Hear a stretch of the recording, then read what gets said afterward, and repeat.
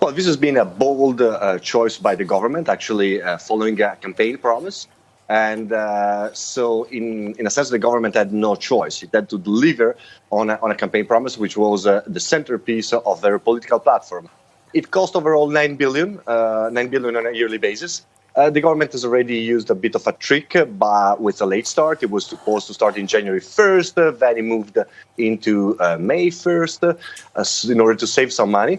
There's a good intention there. Obviously, Italy has been lacking an instrument to alleviate the poverty, extreme poverty, since at least the beginning of 2018. In 2018, the first universal scheme was introduced, but the government decided, under the push of the five-star movement, to do something more, to actually mix together a scheme to alleviate poverty and something to support unemployment. The main problem, obviously, is not just the impact on deficit, but the disincentive that this is building in order to work. 780 euros on a monthly basis means that if you're working on a part-time, as a part-timer, you basically find no convenience to go to work, and actually you would rather receive your citizen income, as you call it.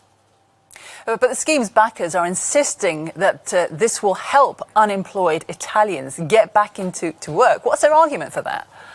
Well, that's a kind of a weird argument. It's harder to understand. So, officially, if you go and check the law, it says that in order to receive an income, you have to find an individual social pact, which means that you have to commit for some community service or some basic education reskilling scheme or something like that. Problem is that obviously there is pretty much no infrastructure to manage that. So in a sense, you're telling people, I'll give you some money, in order for you, but you have to train yourself, but there is no training structure to take care of you. So these people will basically commit to something that will never be delivered.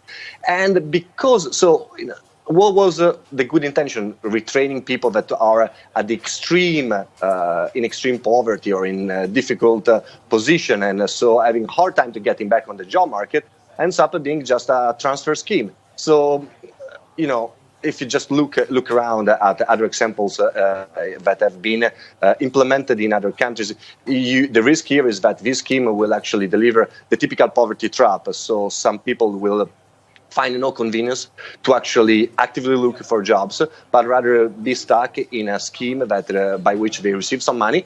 I mean, it's not a lot of money, but by the Italian labor standards, I said it would be already more than most of workers working part-times. So some people might find it convenient to just get stuck there. The issue is not just impact on budget. 9 billion in terms of Italian GDP is something like 0.25% of GDP. The problem is the target and the structure, and that is very weak.